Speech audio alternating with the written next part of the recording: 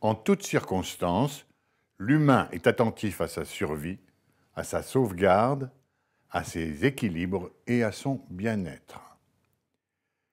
Il dispose de deux qualités différentes pour répondre aux sollicitations internes ou externes, la réflexion préalable et l'action immédiate. Une première fonction, le cognitif, répond aux situations qui exigent une réflexion préalable. Le cognitif a tendance à reproduire des conduites éprouvées. Pour lui, toute nouvelle situation peut être appréhendée en se référant à des expériences antérieures tenues en mémoire.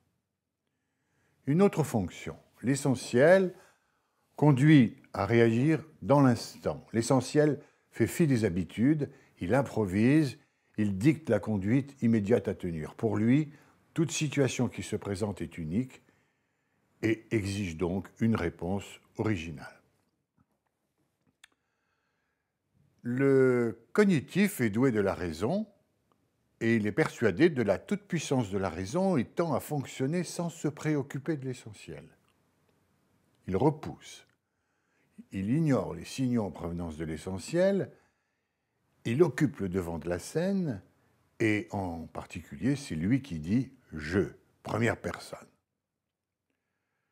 L'essentiel ne renonce pas pour autant à jouer son rôle. Il use de 1000 détours pour se manifester, il met la personne dans l'embarras, il la met dans l'inconfort, le déséquilibre ou la douleur. Donc, l'essentiel contrarie le cognitif, il provoque des accros, des actes manqués, des lapsus, ou bien lui envoie-t-il avec obstination des signaux lui signifiant l'urgence des inflexions qui s'imposent, ces signaux. Ces signaux vont de la sensation subtile à la douleur aiguë et à la douleur chronique.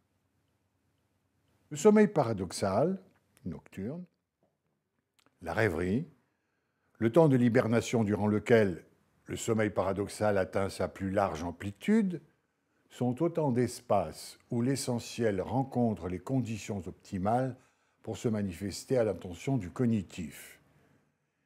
Il est des moments où, évidemment, la meilleure harmonie règne entre les deux principes. La personne est alors capable de penser, d'envisager une façon de se comporter en une circonstance précise et en même temps capable d'éviter le danger immédiat qui pourrait se présenter.